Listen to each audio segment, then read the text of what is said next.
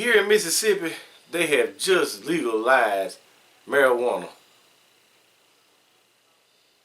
on the medicine side, medicinal marijuana. Uh, it went through a lot for years. It's been going through a lot, and finally it went through. Then it had to go through the governor. He finally said, "Yay, let it go." But he reduced it down to where you could only have like a month. I think they had it at 3.5, and now it's 3 grams a month. And you gotta have your prescription and all this and all that, and it still ain't well worth it. You know what I'm saying? So most people, however they got the dope, they gonna continue to get the dope that way, right? Yes, weed is dope, y'all. You can continue to say, "We come from the earth." It's a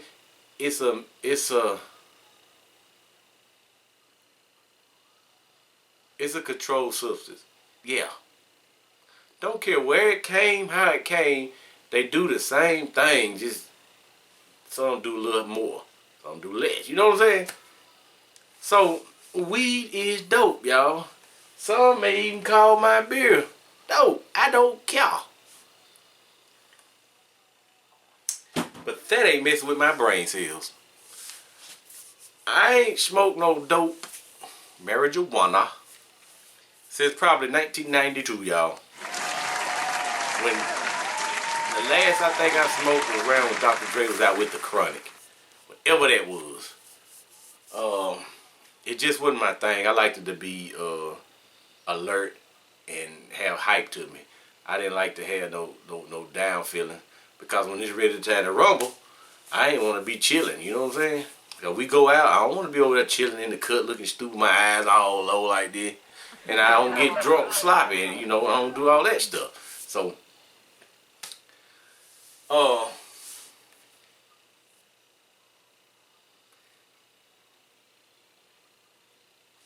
if it was a reason that I had to smoke it for, like, medicine purpose, I'll smoke it. If it was for medicine purpose and I was allowed by job, I mean, it's the same way with the vaccine mandate. If the job let you, they let you. You know what I'm saying? So if it was that, and I had a reason to do it for medical purpose, I'd do it. At this point, that's how they go with me. But here in Mississippi, how things work is there's always a drawback with a throwback. Throw it out there, they're going to draw something back twice from you. It's the Bible Belt here, y'all. That's what it's called. Pine Belt is the Bible Belt. The retirement city. It's where I'm at. You come here to retire, it don't cost you much to live. And if you mind your own business, crime ain't gonna hardly bother you here like in other places. But let's get back on the marijuana. Alright, the marijuana here, once you get it, I can't remember all the little stuff. You can look it up if you want. If you want to sell it, you got to go through this class and some license for 130 days, 150 days of this setup and all kinds of stuff. It's a lot. So it'll be about the end of this year or the beginning of next year, 2023, when you could actually legally do this stuff. But your job can also say, like, you can't do it because you run a machine that's life-threatening. And if you're under the influence, you can't do it because you're a driver. And there's a certain amount of time you can smoke dope and drive. Like commercially. So there's a lot of drawbacks. And also, I've been hearing this for a while, and it looks like it's coming to truth. I ain't really read this story, but I'm going to share it with y'all as I read it. Medical marijuana patients cannot purchase firearms or ammunition, says federal law.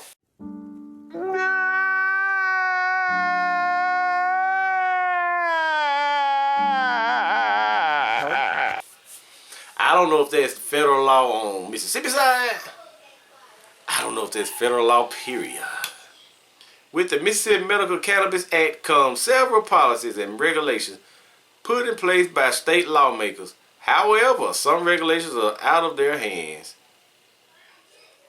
So, if you go and apply for this license, and you go to try to apply for a gun later on, they will say, no. You too high to have a gun. The world ain't right, y'all. They'll give you your dope. Just like Papa Duck said, your grandmamma used to tell you don't bring that dope in her house, don't do this mess. And then she'll tell you to go to the drug store to go get my stuff. Drugstore, yeah. And what's in the drugstore?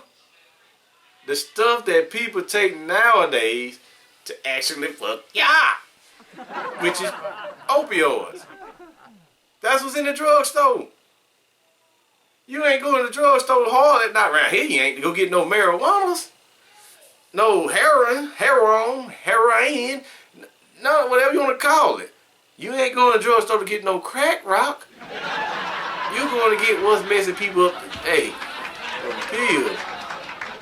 I mean, I'm going to tell you like this here. If you're a pillhead and you continue the pillhead route, you're going to die. Yes, you are. Yes, you are.